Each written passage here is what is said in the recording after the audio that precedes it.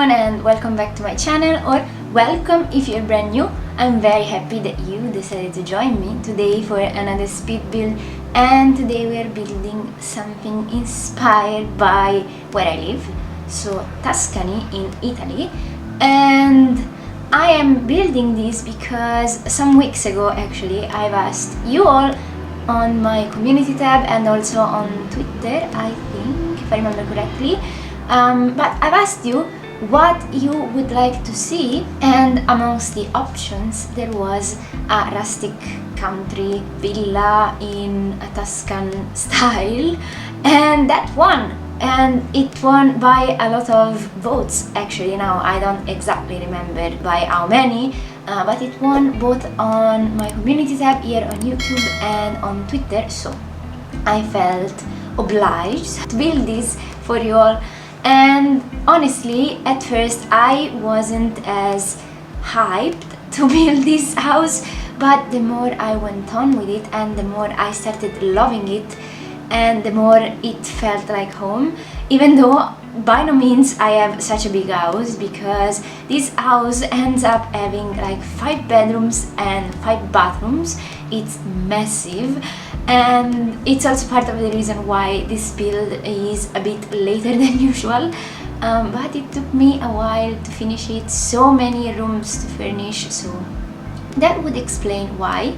Above that, I've also created a lot of custom things for the exterior this time, not so much for the interior. I mean, I'd say for the interior I've done the usual amount of custom furniture I usually do, but when it comes to the exterior, I've created custom windows, custom doors, and I placed so many details on every single corner of the build, so that would be why it took me that long.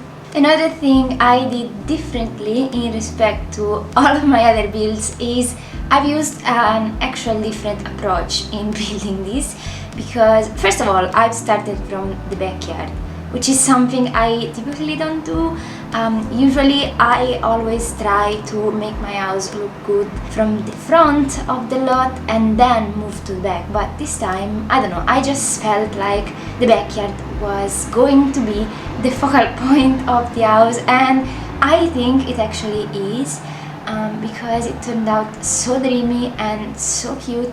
I really love this backyard. I hope you're going to love it as well. Moreover, usually I build a house and just throw random boxes everywhere. This time I actually drew a wall and started from there, and it all came out nicely in my opinion. Hopefully you'll agree with me. But yeah, so a lot of novelties in this house, a lot of things I did differently, a lot of new, I guess, visions I had. I'm overall very proud of this build. I think it's my favorite build so far.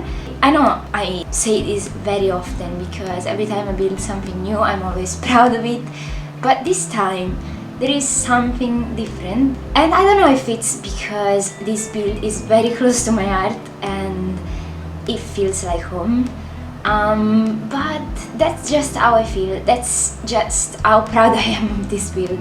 And I think I wanted to mention, and I wanted to give credit to my very good friend Eva Rocchi. If you don't know her, please go check her out. She has a YouTube channel as well, and I will link it in the description box down below. But I saw in one of her builds she used these snowy escape spandrels, I think that's how they're called, to create a sort of beams, super beams on the inside, and they look good, mostly because the texture on those spandrels and the columns and the fences that came with that pack are gorgeous. So I had to use them, and actually it looks amazing from the inside, mostly when I take screenshots. Maybe it's a bit annoying for gameplay, but the nice thing of the spandrels is that if you play with walls down, the beams will disappear, so they won't be a problem when playing, so that's nice. Also, I'm curious, since I saw like a post on Twitter the other day and someone asked how do you play The Sims? Do you play with all the walls up, or do you play with half walls up, or with all the walls down? I personally play with walls up, and I like to follow my Sims from bird's eye view. I think I'm a minority actually, but I love to see walls up, I love to see all the decorations, because when you take down the walls, sometimes decorations disappear and I don't like that. Let me know how you play, I would be very much curious to know that. But let's talk a bit about this house before I go on a tangent and start talking about something else entirely, as I often do. Oops, my bad. But this house, as I already said, has 5 bedrooms and 5 bathrooms. I actually forgot to record one of the bedrooms, it's the teens room.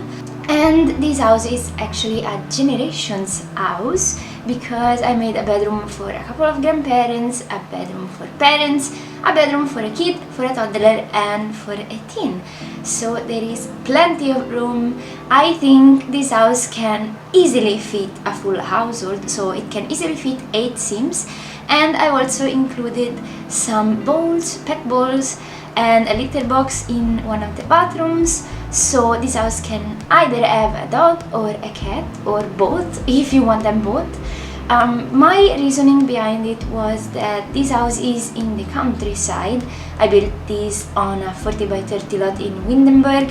One of my favorite areas in Windenburg is the area on the top left corner of the map, and I thought that since it was in the countryside, a dog or a cat would have the time of their lives on this lot, so that was my reasoning. Hopefully you agree. But if you don't want pets in this house, you can easily remove the pet balls and the litter box, and yeah, no issues there. The only thing I forgot to place are pet beds. I don't like them, they look so chunky and I don't know, out of place, and so I didn't include them. But it should be fine because pets can sleep on couches and on beds. So since there is a lot of space and there are a lot of bedrooms in this house, I didn't think it was an issue. But my favorite bedroom is the grandparents' bedroom. I wasn't convinced while I was building it, but the more I was building it and the more it was looking cozy and inviting and homey and warm overall, so I ended up loving it. And I don't know, it's just my favorite bedroom. But let me know which bedroom is your favorite. I also really like the toddler's room. I think it came out so cute. It's a bit small, but when the toddler will become a kid, it will also have room for a kid's room, so you can place a single bed without issues. It's actually the same size as the kids' room, while the teenager is a bit luckier. They have a giant bedroom. Unfortunately, you won't see it in the speed build, but you will see it in the tour at the end of this video. Also, I'm only showing you one bathroom of this house and not all 5 of them. Firstly, because they kind of all look similar, and so I've decided to showcase the most interesting one, which is one of the downstairs bathroom.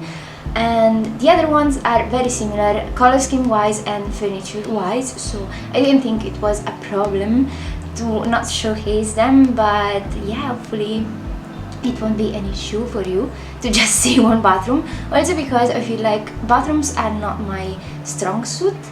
I'm not very good with them. I feel like I could do better with bathrooms, but yeah, I try my best also with bathrooms. I just don't think they are my favorite room to decorate. As I've said many times before, kitchens are my favorite rooms to decorate, and this kitchen of this house was no exception because I think it turned out so nice. I've actually used a stone flooring in the kitchen, while the rest of the house has wooden flooring.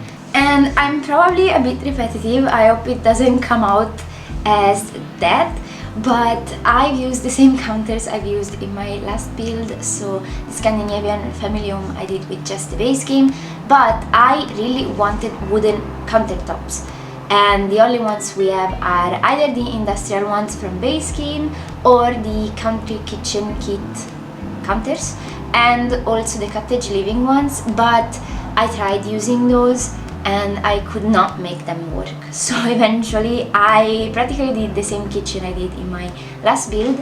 Hopefully it's not repetitive, but I felt like that was the style, that was the theme, that was the aesthetic that I wanted to achieve, so I felt obliged to use the same trick. So I've used the base game counters and canvases, blank canvases, to cover them up.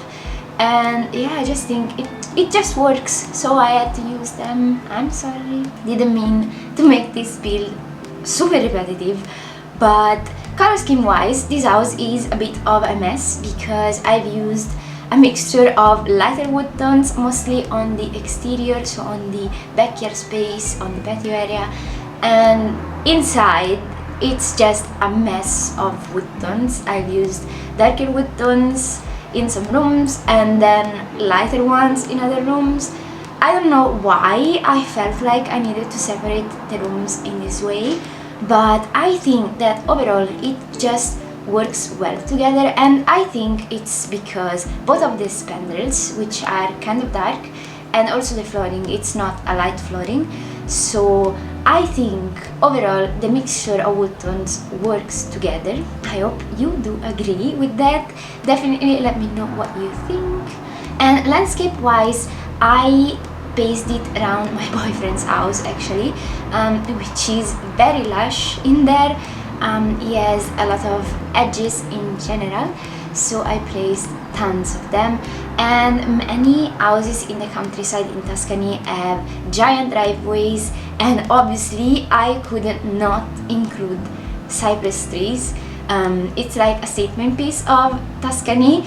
You can see cypresses everywhere in the countryside, so I obviously had to include it. And actually at first I wanted to build this house on a hill, but I've built a Tuscan home in the past and that one was on a hill. Actually there is a speed build on the channel.